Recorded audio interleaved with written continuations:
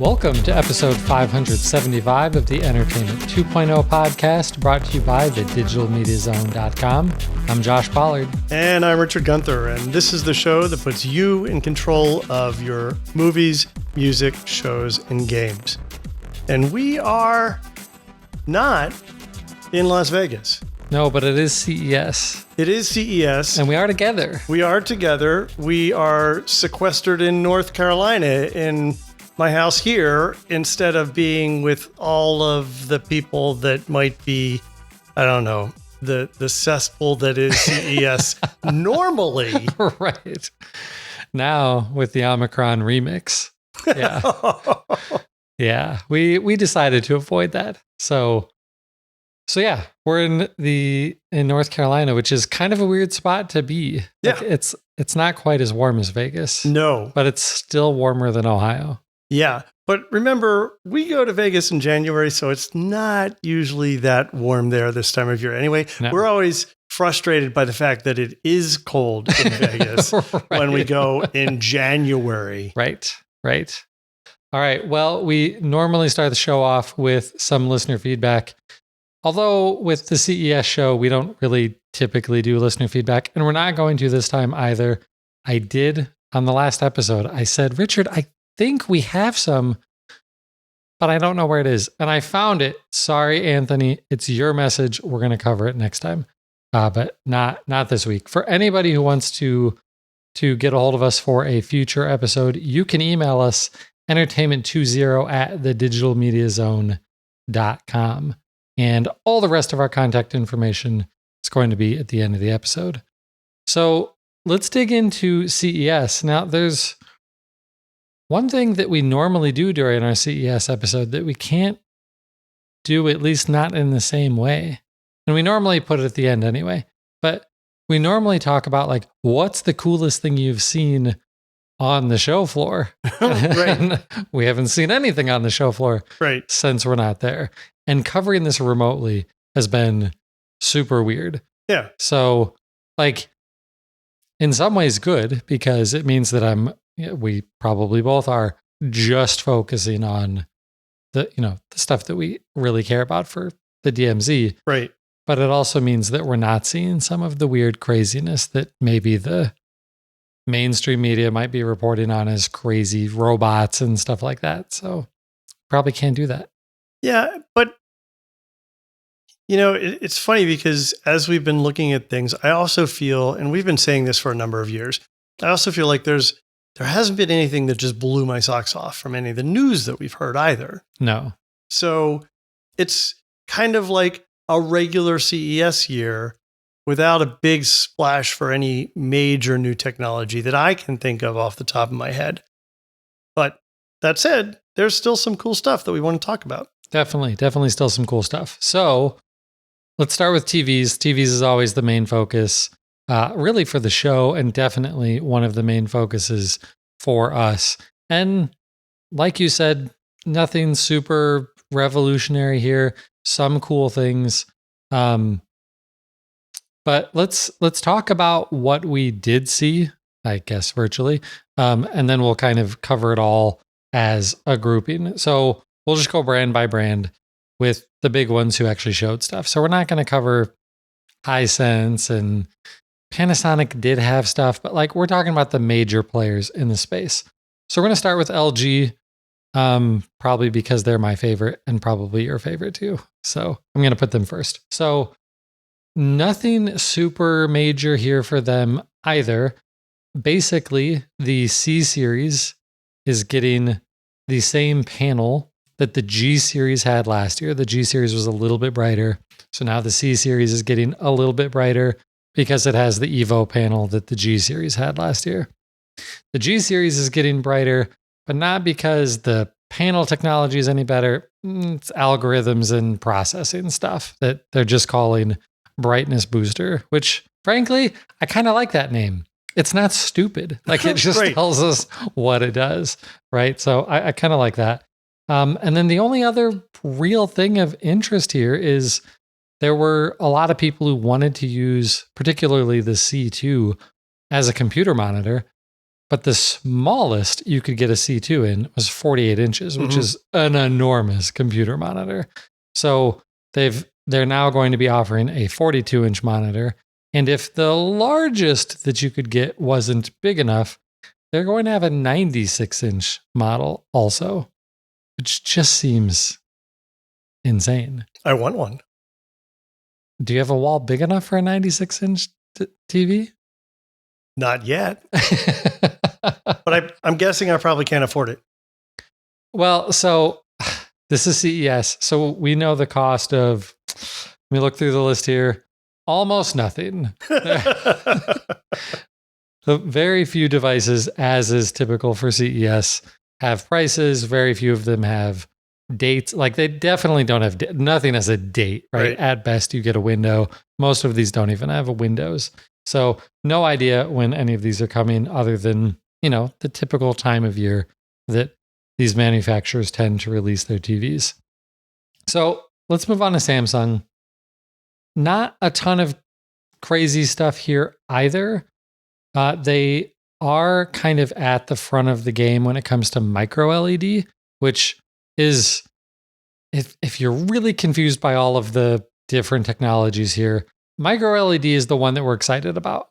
Mini LED is cool, and it's better than regular LED in that, you can put more of them in a TV than regular LED backlit TVs. And therefore, you get far more local dimming zones and better contrast and all of that. With and when you're talking mini LED TVs, we're talking about going from, traditional, like a good traditional LED TV might have dozens of LED backlights. A mini LED TV could have thousands, but a micro LED, it's basically one per pixel, which is effectively what we're getting from OLED TVs. Right. And so that might lead people to wonder, well, then why do we care? Like if it just gets us what OLED gets us, why does it matter? Brightness. They're way brighter than OLED TVs are, at least right now. So when we get to micro LED, that's going to be the really awesome spot in terms of picture quality. I tend to think the other thing that will help with is the burn-in on those shouldn't be as pronounced as it might be per color with OLED TVs. Like in OLED TVs, you can burn out a color. Whereas with something like micro LED, the micro LED itself, if it's on a lot, might dim a little bit over time because LEDs do that over time. Right. But it wouldn't be like on my TV where you have a bar of red that's missing because you always have the news lower third on. Right. Although, when we talk about a new type of OLED later in the show, bring that back up because even that changes. All right. So micro LED is what we're excited about in the future. Micro LED, I think, was first announced by Samsung with the Wall. I think that was their first micro LED TV. Was it? Or was that mini? Now I can't remember. No, I think it might have been, but it's been, I don't know. 5 years? It's been a while. Yeah. So Samsung is actually producing micro LED TVs, and they're large, which they should be. But they've actually added a new one to the model line that's smaller. It's 89 inches, whereas previously they had 99 and 110 inch versions. Okay, I could settle for that. As I was writing up the notes, I thought 99, like why would you do 99? Why don't you just go to 100? You couldn't get one more inch out of it? Really? Yeah, who knows? Come on. Anyway, so a new 98 or 89 inch micro LED TV there.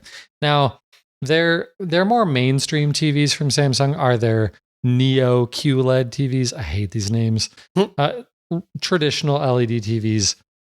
That's what most of the ones are in that middle range of the spectrum from Samsung, or even their higher end ones.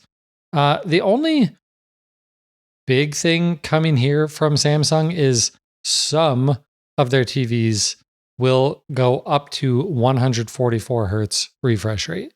Now, I say some because that's really about all they gave us in terms of details. We have no idea which ones will actually feature that, although we can imagine that it's probably the top 1 or 2 model lines. And that's important because gaming. It's entirely for gaming, right? I mean, I suppose if you wanted to use one of these as a computer monitor, there are other benefits just to having a high refresh rate computer monitor. It's easier on the eyes and things like that. But these are primarily for gaming, for sure. You know, gamers want to have the highest refresh rate possible because it makes the games look a lot better, especially in terms of motion, motion blur and screen tearing and all of that sort of stuff. So yeah, very important for gaming. And then the other, speaking of gaming, is that Samsung is going to be bundling NVIDIA GeForce Now, which is NVIDIA's online game streaming, right into their TVs. The app, it'll just be another app on your TV, which should happen starting Q2. That's one of the few date windows they gave us for anything here. When it initially starts, it's going to be 1080p only, despite the fact that NVIDIA did roll out 4K streaming just a couple of months ago, but it'll eventually come. So that'll be nice. The Samsung TVs already have Stadia, so you're going to have a couple of options there. Unfortunately, no Xbox game streaming yet on any of these TVs. I didn't even know that was offered. Like that was a thing that was available yet. It's not yet, but Xbox has said that they plan to do it. Okay. Yeah. And CES would have been a fantastic time for TV manufacturers to announce that. But it's just an app, so I don't think it's something that would require a brand new TV. It's software. So in theory, if this app is ready in a few months, they could release it in a few months. Right. And I would imagine that they're probably working on deals now. Right. That this isn't just Microsoft submits their app to the TV's app store thing. Right. Right. Yeah. They're not just your run-of-the-mill Joe Schmo developer trying to get an app on Samsung TVs. Right. Right. All right. So let's move on to TCL. TCL, enormous company. I think only second in consumer electronics to Samsung. And because of that, they had 500 billion things that they announced at CES. Only about 3 bullet points worth of TV related things. They have a lot of different TV lines, but they really only talked about a couple of things. And we expect there'll be another, maybe not event, but at least announcement, maybe in the springtime with the rest of their models. So they did their biggest announcement, both figuratively and literally, is they're going to be selling, it's already listed on their website, a 98-inch QLED TV for only, and I'm not joking here, right, only $8,000. Right. Which is almost half the price of Samsung's 98-inch TV. Right. This is a quantum dot LED, nearly 100 inches, $8,000. I mean, this sounds ridiculous, but if it's a good television, that's a steal. Yeah. Yeah. And TCL makes pretty good televisions. Yeah. So, yeah. I mean, if you're looking for a picture that big and don't want a projector, that's going to be the way to go for sure. At least if you don't want to spend way, way more money than that. They're also working on mini LED TVs. So they did announce an 85-inch mini LED TV. And like Samsung, they said that some of their TVs this year will also support 144 hertz refresh rates. The other interesting thing is they're sticking with Google TV, which I was a little bit curious about because late last year, they started having a lot of reliability and performance issues with their Google TVs, to the point that Best Buy stopped selling them temporarily. That's pretty bad. Yeah. So they did fix those issues, and Best Buy is selling TCL TVs again. And TCL is sticking with it. In fact, that 98-inch model is a Google TV model. So they are going to keep selling Roku TVs. They'll be there. We don't know which ones yet.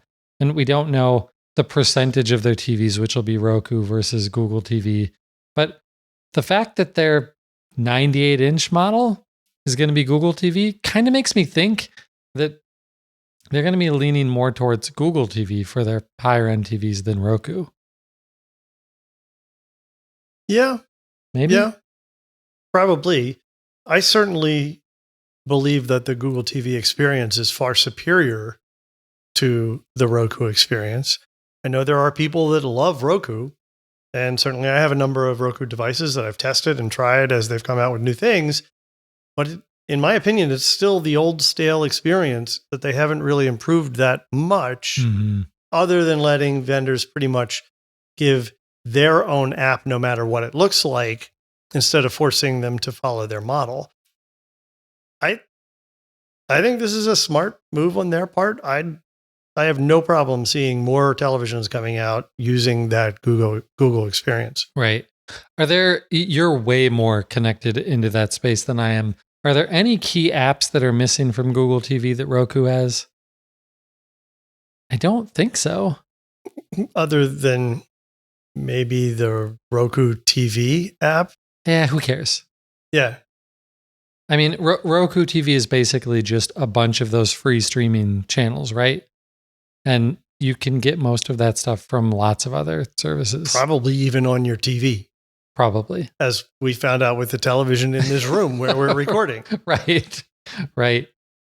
Okay, well, let's finish up with Sony, which I think had the biggest announcement and the coolest announcement by far, and kind of the strangest one, because we didn't expect it to be from Sony.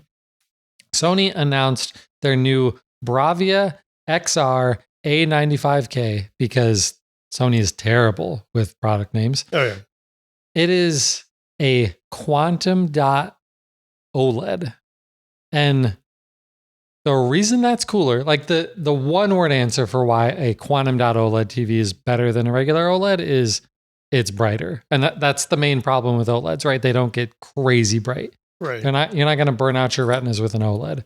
So it will be brighter. But the other thing that I wanted to bring up after what you said earlier is a quantum dot OLED works completely differently than a regular OLED, where you talked about the individual colors and the color filters and things like that. A quantum dot OLED actually just uses a single blue light. And then I forget the word that I'm looking for here, but then they have other ways of changing that light into the correct color. Okay. So it's just one thing. And maybe that's better in terms of burn-in? In theory, that should be better for burn-in. Yeah. That's cool. Yeah. So the reason that that's super weird is Samsung makes this panel. And we expected Samsung to announce a quantum dot OLED TV. And they didn't. Yeah. Sony did. I don't understand why. But it's cool that anybody is at all. Now, Sony has other OLED TVs, and their regular OLED TVs will continue to use panels from LG, as they've been doing for the last few years. But the quantum dot ones will be from Samsung.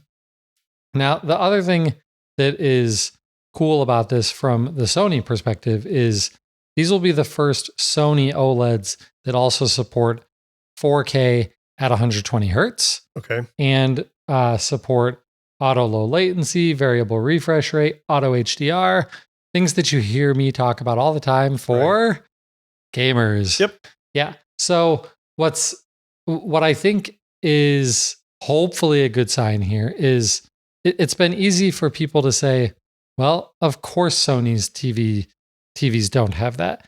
The PlayStation 5 doesn't support those features yet. Only the Xbox Series X does. Hopefully this means that this year, the PlayStation 5 will support 4K at 120 Hertz. Yeah. And I had wondered if maybe it would end up getting announced in in Sony's press conference, but it wasn't. So maybe hopefully later this year. But all of that is moving in the right direction for the PlayStation 5. So kind of overall, to me, it seems like the TV manufacturers have really kind of realized, oh, our biggest growth market right now is gamers. Maybe we should focus a little bit more on the things that gamers need, which is primarily higher refresh rate displays. I mean, up until really the OLEDs from LG, gamers weren't really talking about any of these TVs as the display to use for gaming. But now we're seeing, all the way up to 144 Hertz, which, some gamers out there, that's not even high enough. If you're an esports gamer, they're used to 200, 300 Hertz displays, but they're also running at far lower refresh rates because they're still, even with NVIDIA announcing, the latest version of the 3000 series RTX chips, the 3000 Ti series at CES, it's still pretty difficult to get a machine to render at that high of refresh rates in 4K. Right. It just doesn't happen. Right. So I think that's great. Seeing those higher refresh rates is really good. Seeing more and more TV manufacturers building in support for things like Google Stadia, Amazon Luna, NVIDIA GeForce Now, and then hopefully soon Xbox game streaming, I think is going to be great. I mean, you can't beat that cost of entry if all it takes to play a brand new AAA massive video game on your TV is a controller and a subscription. Right. And these streaming services, if you have a good internet connection, work pretty darn well. Nice. Yeah. So the other things that I think we're still kind of waiting on, and I say kind of for one of them, is 8K and micro LED. And I think they kind of go together because what you and I have been saying for as long as 8K has been a thing at CES is you don't need it for two reasons. There's no content, and to notice a difference, you have to have a massive display. Right. Right. And, while I'm joking about the idea of having a 100-inch television, most people are not going to be buying a 100-inch television. So to take advantage of something like that, where you're going to notice a difference, you need to be up on it. Right. And again, most people don't really set up their houses that way. No, but with what micro LED brings to the table, like wall-sized TVs is a realistic possibility. We are getting closer and closer to that science fiction future. We are. Yep. Yeah. I mean, that'd be cool. I want that someday. I hope I have that someday in my life. The wall TV. It's just we see it at CES every year that we're there. Every year we're there, right? And it's just not a reality yet, but everybody keeps on teasing it. So yeah. Okay. Well, the only other story that I really wanted to throw out there was Tableau has a new DVR. Tableau is a longtime player in the, I like to call it the bring your own hard drive DVR space. There's a few players there.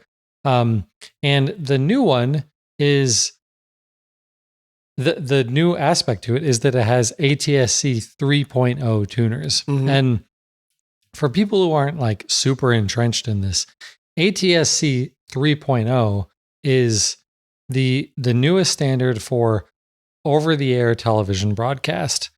A lot of us, especially those in the United States, will remember, was it 2009 when we made the digital transition for over-the-air broadcast, and everybody needed to get digital converter boxes and all that craziness. But we all went back to using like traditional rabbit ears on our TVs again, which was cool. And you got a fantastic picture from it.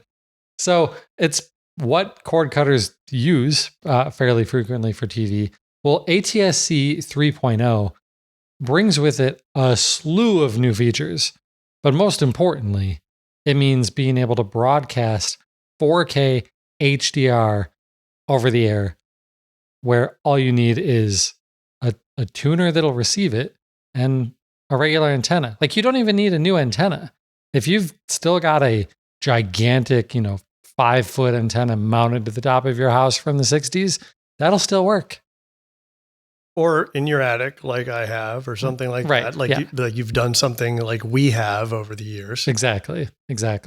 So this new Tableau ATSC 3 tuner, it has 4 of those ATSC 3.0 tuners in them. And maybe also importantly to point out, these aren't only ATSC 3. It's backward compatible with ATSC 1.0, which is the normal stuff that you get over the air.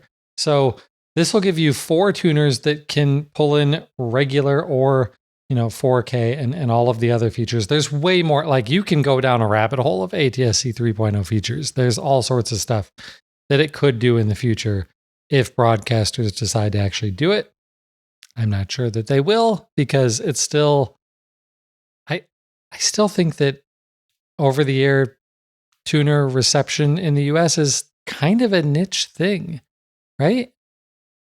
It is, but as cable subscriptions wane, I'll be curious to see if we see more people picking it up. I mean, it seems like it is more popular now than it was, say, 5 years ago.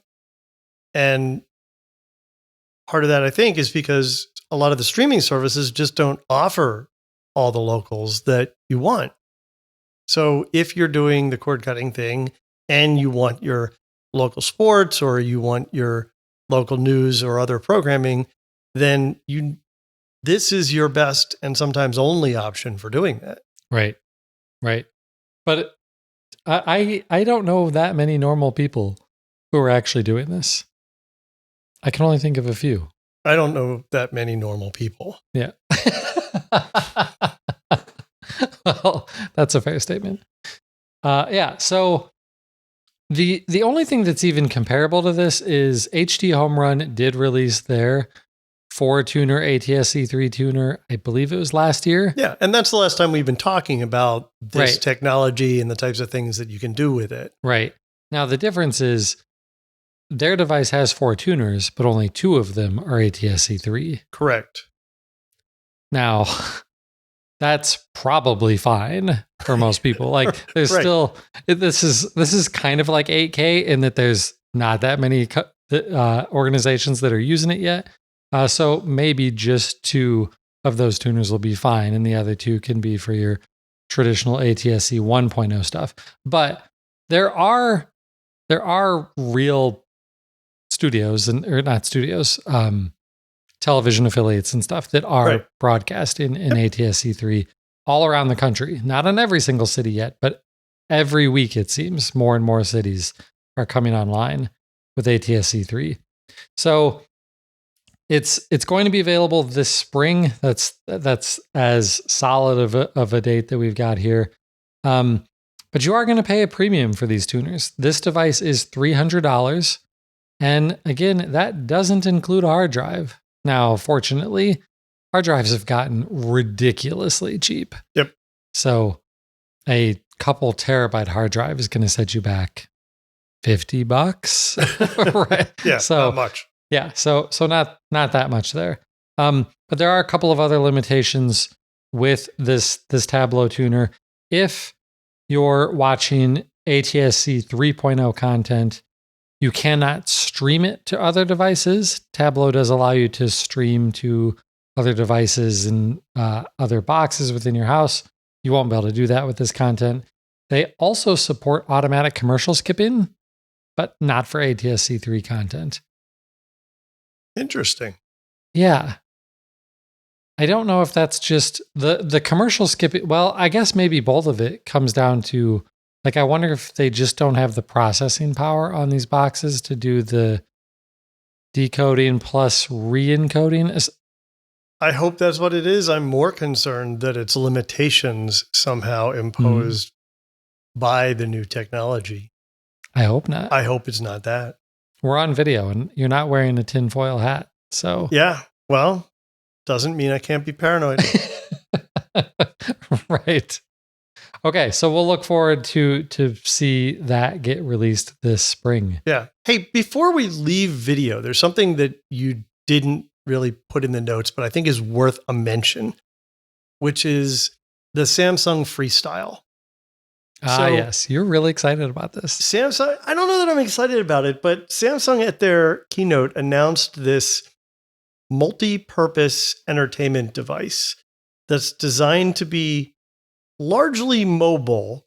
Think of it as a projector that you take with you if you're going camping, or that you move around your house, or that you might take on vacation or something like that. And it can project up to, I think they said 100-inch diagonal picture. We don't know what the brightness is. And I was Which is really important with a projector. Right. And I was trying to find it while we were getting started, but I couldn't find it. And this thing looks like, imagine if you're familiar with like an uplight that you might put in a corner of a room or something for a lighting effect.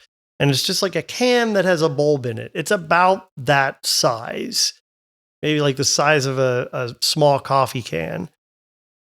And the end of it is the lens for the projector. And just like a lot of those lights, it's on a kind of a base with a hinge that lets it go a full 180 degrees in either direction.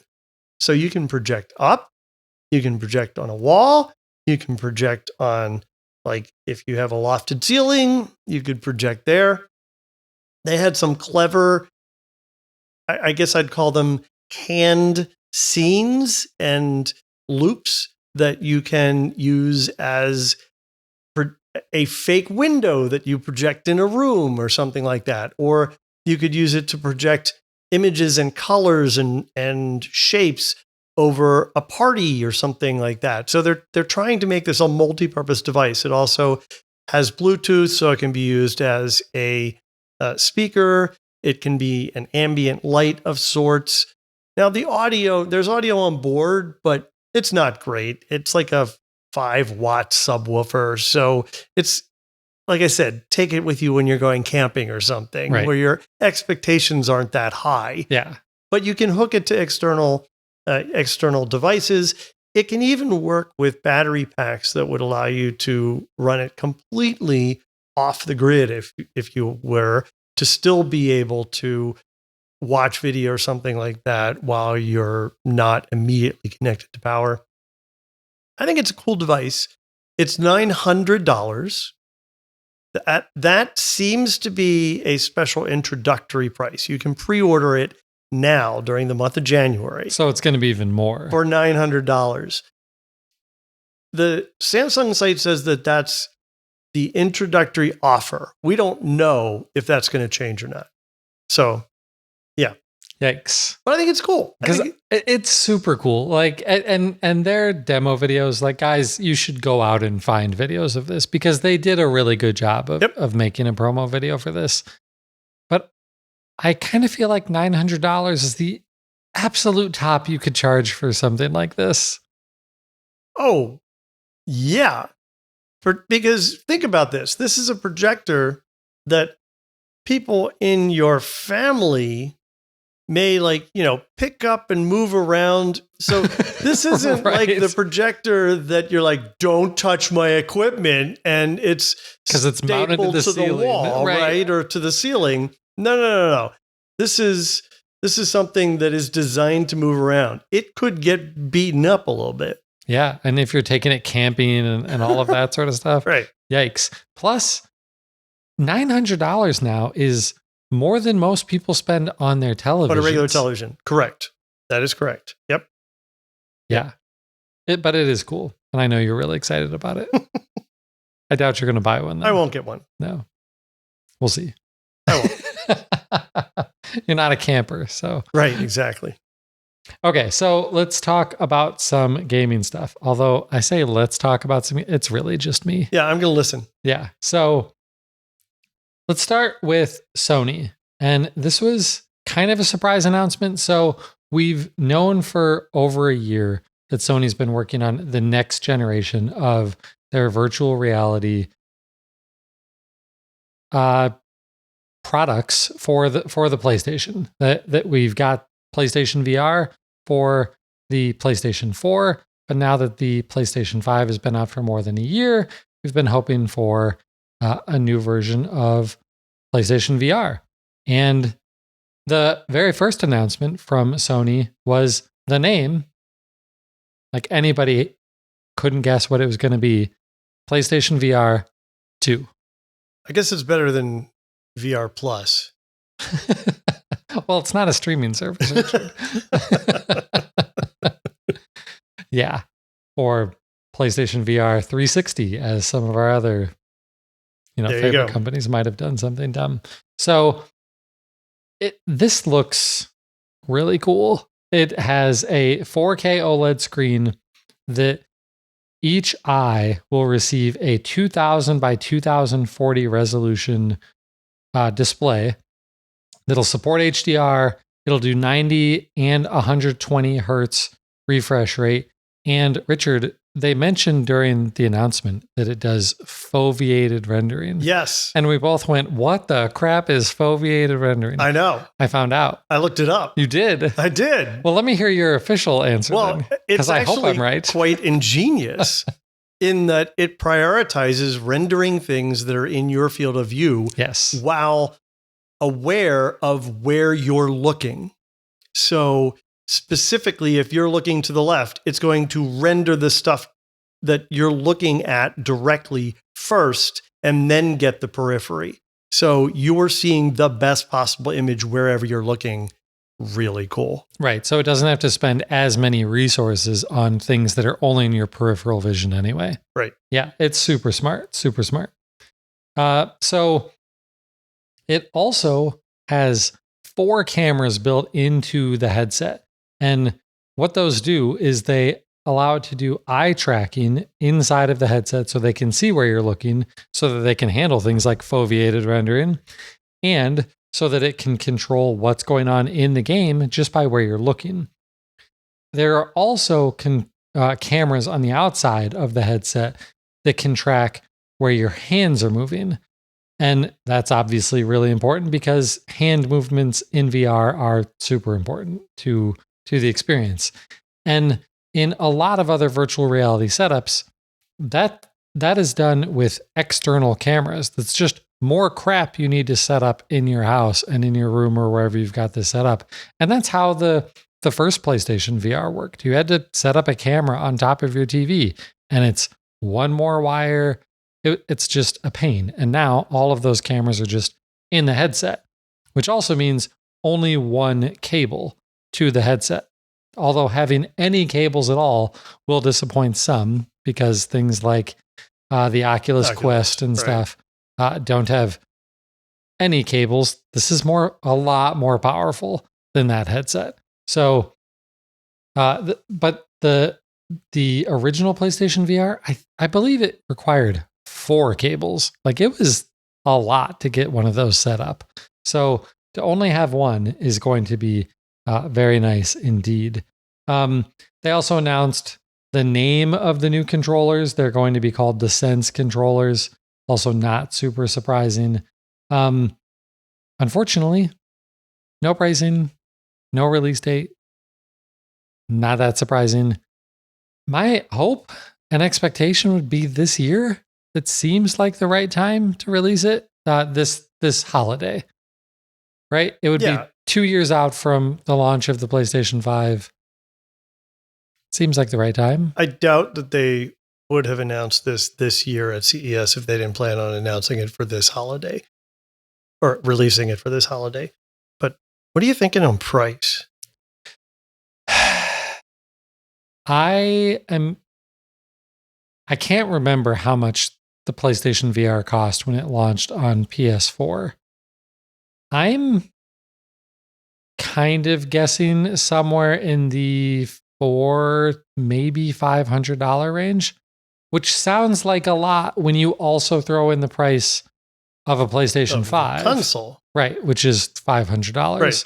And so a lot of people are doing that very simple math of that's $1,000. But if you want to get a high-end VR setup for PC, like an HTC Vive, I can't remember the names of all of these things anymore. Those headsets are $800 or more just for the headset. And you need a $1,500 or more gaming PC to support them. So $1,000 is absolutely a lot of money, but for what you're getting, it's still actually a pretty good deal. Yeah. Yeah. It had me going, maybe I should try and find a PlayStation 5 sooner rather than later. Because, I mean, of course, the other thing that we have to consider with the release dates of any of these things is we're still in this global supply shortage. It seems like it's still going to be an issue for at least most of this year. It's probably not going to be easy to get one of these PlayStation VR2s when they launch. Right. So look for pre-orders. Spend your time trying to get on the pre-order list. That's how people got the consoles early. You're not going to be able to find it at Best Buy. It's not going to happen. Yeah. Yeah. Okay. So just a couple of other quick ones. First up, a headset that I was really interested in. HyperX, they're known for their cloud series of headsets. They are really, really comfortable, really lightweight headsets that sound good. They announced a new wireless one called the Cloud Alpha Wireless headset that gets 300 hours of battery life. I can't even think of any headphones that get anywhere close to that amount of battery life. No, that's like 10 times the hours that my headphones get. Right. Now, this doesn't have like active noise cancellation and things like that a lot of the more expensive wireless headphones would have. But still, yeah, 10 times the battery life is crazy. And they're still going to support DTS Headphone X. The unfortunate thing for me is they only are going to support PC, PlayStation 4, and PlayStation 5. I was really, really, really hoping that it would be basically everything so that I could use them on my computer and my Xbox, but no Xbox support. But you have a PlayStation 4. I do, but I barely play it. I play my Xbox quite frequently. So that would have been nice. These will be out in February for $199.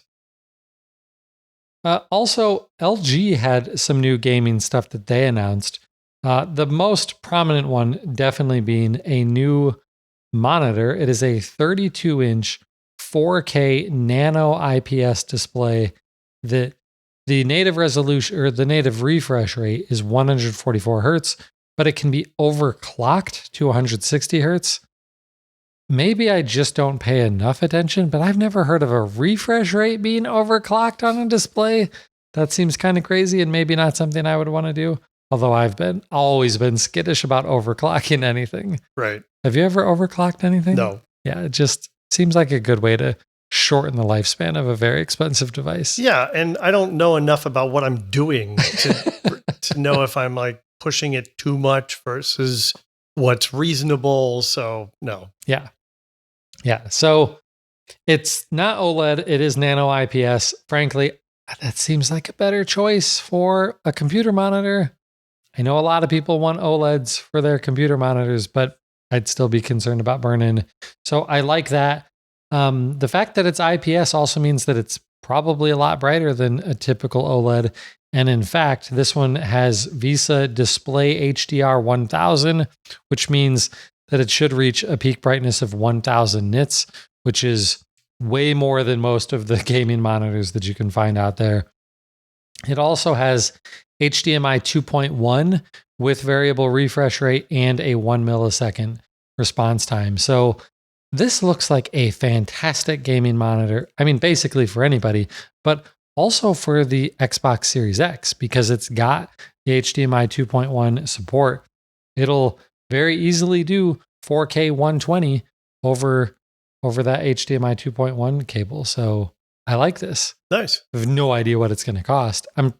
I do. I'm sure it'll be over $1,000, which seems a little bit crazy for a computer monitor, but that's what these things are nowadays. They also announced a new gaming laptop, which, like, LG isn't new to laptops. They've had some kind of niche laptops. The only one that I can really think of is their LG Gram, which I've held one of these at CES before, and I had to double check that it was even a real laptop after picking it up. That there was something inside. Yeah, that it wasn't just like a plastic empty shell. Like the IKEA laptop. Right. That's fake inside. Exactly. It was a real laptop that you could just like chuck across the room easily. Like they're that light. But this is a gaming laptop from LG. It's their first one in their Ultra Gear gaming line. It's powerful, but it's just kind of bad timing, I think, because it's got an 11th gen Intel chip and it's got a 3080 NVIDIA RTX 3080 chip in it.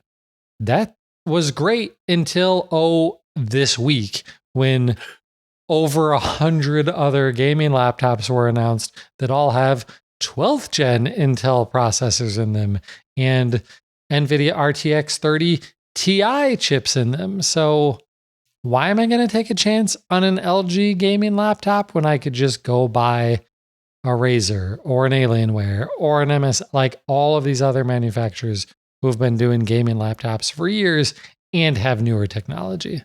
Right. And I don't know if you remember what I had said to you, but my first reaction was, I don't know that I would necessarily want to buy a laptop from a company that abandoned making phones just a couple years ago. Like, I don't know that this is really where their expertise is. Yes, they do panels great.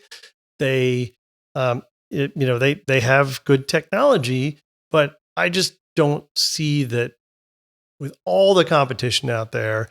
And to the extent that, as ridiculous as this sounds, gaming laptops are commoditized, I don't see how they stick with this. Yeah, I agree. Well, and going to market with one that's essentially a year behind everything else that's going to be coming out at the same time seems like it's going to doom it from the very beginning, unfortunately. Unless they hit a better price point because of that. Yeah, maybe, hopefully. But yeah. Okay, and then the last news, this wasn't really CES news, but it's still important news to this audience, is Ubisoft announced that Ubisoft Plus, which is their game subscription service, is going to be coming to Xbox. And I have to say, going to be, because we don't even know when. They didn't give us a date even for this, which is kind of unusual. Like, we're used to the gaming industry at least giving us windows of dates, if not actual dates. So Ubisoft Plus, it's a game subscription service similar to Game Pass, but up until now, or up until it releases on Xbox, has been primarily PC focused. So it started as a PC only thing where you could download from their library of over 100 games to your gaming PC and then play it there. One of the things that's nicer about Ubisoft Plus over something like Game Pass is they give you the top of the line model of the game. So if there's an Assassin's Creed Premium Edition or whatever, that's the one you get in this subscription. That's Whereas nice. With Xbox Game Pass, you're normally just getting the base model game. Right. And if you want any of the later downloadable content, you've got to buy it separately. So that's been a really cool feature. They eventually expanded it to support game streaming. So you can stream Ubisoft Plus games through Stadia and Amazon Luna. So that's cool. And it just makes sense to bring it to Xbox and, PlayStation, if PlayStation ever actually starts doing things like that. the big question for me is, are they working with Microsoft to bundle this into Game Pass somehow?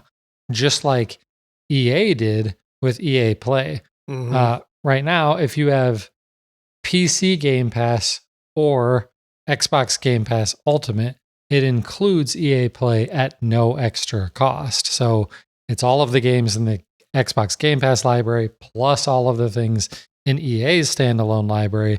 So there's already the precedent for it. The question is, what would it do to the cost? Because Game Pass Ultimate right now is $14.99 a month. Ubisoft Plus is $14.99 a month. I don't want to pay double just to get some Ubisoft games. So we'll see if it happens. I hope it happens, but I don't want to pay more money. I don't want to pay a lot more money. I'm assuming that this Ubisoft Plus service isn't going to have the caliber of titles that your Game Pass is giving you today. That is an area that you would be incorrect on. Really? No, like their top tier games, they release day one on this service. Wow. Yeah. So a new Assassin's Creed game comes out and it's available day one. Wow. Yeah. Okay. Yeah. In fact, the other part of their announcement this week is that their next big game, Rainbow Six Extraction, is launching on Game Pass day one.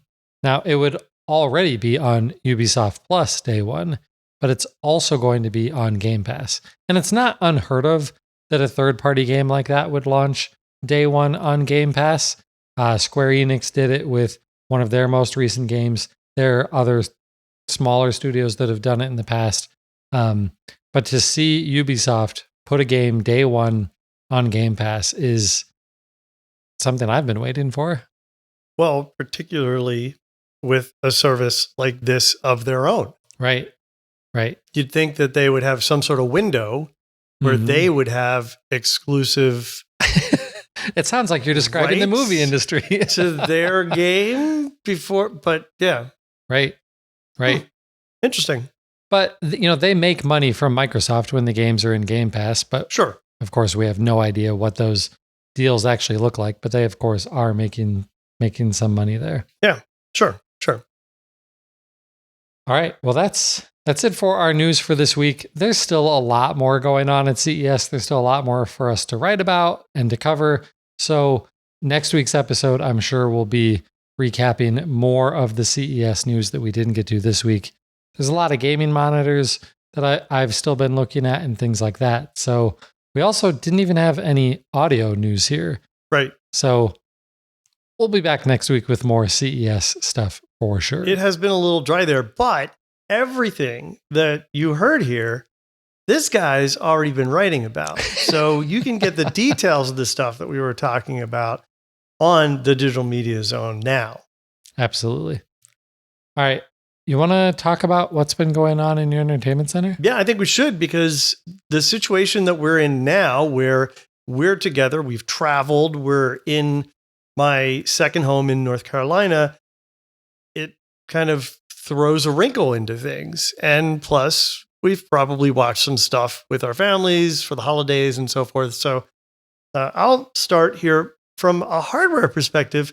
People may remember I've talked about how in the rental home, I was trying to figure out how to set up the TVs and whether I wanted a universal remote or what. And I've been really frustrated by how to set this all up. Now, I did find out, and I know I've talked about this before, that the cable boxes we have here, when connected directly to the television, just have some magical CEC thing going on where the where the Samsung TV recognizes the Spectrum box and lets you control it natively, complete with like items in their menu and everything. It's really slick. But in the main great room in here, where everyone gathers, where of course there's a television over the fireplace, the TV is hooked up to an audio system and you need a receiver. And so it's a little bit more complicated.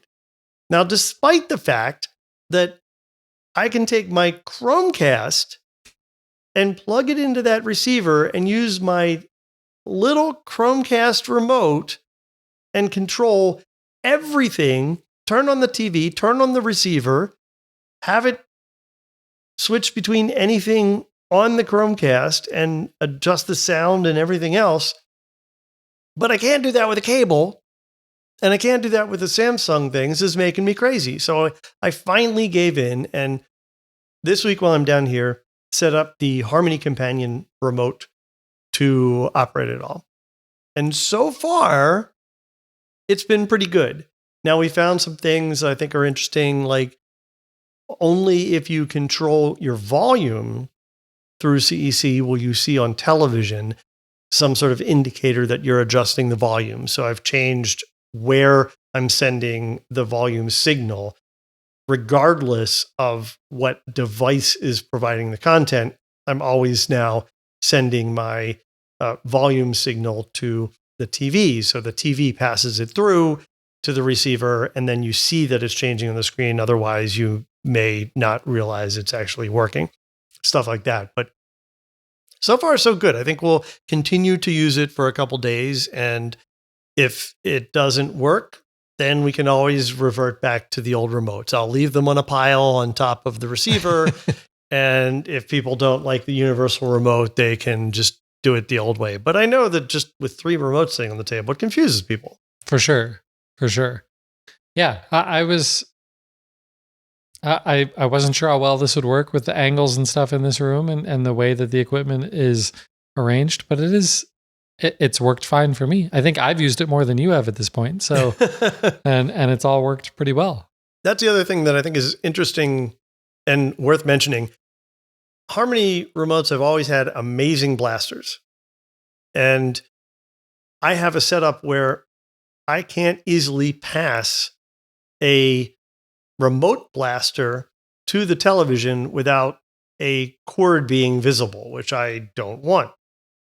So I am allowing the Harmony Hub to basically blast the signal out into the room from the entertainment center, which is around the corner from the television. It's not facing the television. It's not underneath it. It's actually around the side. And it's reflecting off of the windows or the shades back into the room. And it's bright enough that it's actually getting received by the receiver, by the cable box, and by the television, which is on the other, like a 90-degree wall around the corner. Yeah, it's impressive. Yeah. Yeah, I would love to get a camera that can view infrared light and just watch what's happening when these things go off. Yes. Because in my head, I've always just envisioned the entire room being engulfed in infrared light. Yeah, that would be interesting. Now, as far as what I've been watching, well, we've both been watching a lot of CES videos. You more than me, because I've been sucked into some work this week, as is always the case. I've been watching some YouTube. I haven't watched any regular TV show, I think, in the last week, even since we last spoke. So no normal television. I did watch a movie on New Year's Eve because all of the New Year's television coverage was crap. So that's for sure. We rewatched the movie Last Holiday. I know I've talked about this before. Queen Latifah and LL Cool J. It's a cute little movie. It actually takes place on New Year's Eve, which I didn't realize, which was an added bonus, and enjoyed that, as I always do when we see that. And then I also just want to thank all the podcasters I listen to for not putting episodes out around the holidays, because that helped me stay caught up, and I am still up to date on my podcast, which I'm really happy about. That is nice. Yeah. It allowed me to get through another book over the holidays. It was nice. Nice. Yeah. Nice. Okay, Josh, how are you? So also not a ton, definitely partly due to travel, of course, here. Played a little bit of NHL. That's normal. Played some Astral Chain on my Switch on the plane. And of course, college football on New Year's Eve. Come on. I saw an article just the other day that said that the ratings or the viewership of the college football games that were on New Year's Eve were significantly lower than these were the semifinals of the college football playoffs. Okay. Significantly lower than last year when they weren't on New Year's Eve. Huh. I wonder why. Maybe because most people are going to New Year's Eve parties. Like, even if they're not going to a party because of COVID or whatever, like, you're probably doing stuff. You're probably doing something that's not watching a game. Right. So, no kidding, the ratings were lower on New Year's Eve. I was shocked and a little upset because we had plans to hang out with some people on New Year's Eve, and it's like, well, they're not college football fans, so I'm probably not going to be able to watch that game. Well, those plans fell through. I got to watch some of the game. It was fine, but just super annoying that they did that this year. Other than that, that's pretty much it. Other than the things that you mentioned, CES videos and whatever you and I have watched together. Yeah, it's been a busy week. Yeah, I mean, it normally is. Even though we're not, running all over Las Vegas this week, it's still busy.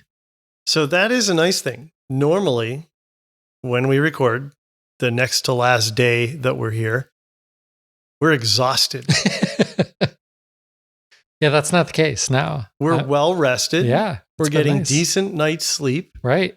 We're not having to run around when it looks like it's a block away. It's actually a mile. Or more, right? Right. But we are missing out on some of the fun things that do come with being in Vegas. Sure. No, I look forward to going back, and I honestly hope that we're there next year. Yeah, for sure. I miss it a lot. All right. Well, that's going to do it for the news and what's going on in our entertainment centers. So we would like to ask you if you like the show, the best way that you can show your appreciation for is tell somebody else, get somebody else to subscribe to the show. The ratings and the reviews and the apps are nice. They don't actually do as much as all of those other podcasters are telling you they do. The best thing is word of mouth. So just tell somebody else about the show. Also, I'm trying to do a better job of getting these posted on YouTube more regularly. So if you haven't already subscribed to us on YouTube, you could do that too. That would help us out. And then if you want to talk to us, there are a few different ways you can do that. We're on Twitter. Richard is at Richard Gunther. I'm at Josh Pollard, and the website is at DigiMediaZone. And all the rest of our contact information is over with the show notes at thedigitalmediazone.com, along with a whole bunch of blog posts with our CES coverage. So hopefully we couldn't do the show live this week. It turns out the Wi-Fi in your house here, your internet connection, the upload, man, it's not good. Yeah. You got to look into that. It wasn't great. So no live show this week, but we do normally do this show live regularly Tuesday nights at 8:30 p.m. Eastern, but follow us on Twitter to know for sure when we're going to be live, or follow us on Twitch, and Twitch will notify you also if I forget to tweet ahead of time. So that's going to do it for episode 575. He's Richard Gunther, and I'm Josh Pollard. Thanks for listening to Entertainment 2.0. Adios. Goodbye.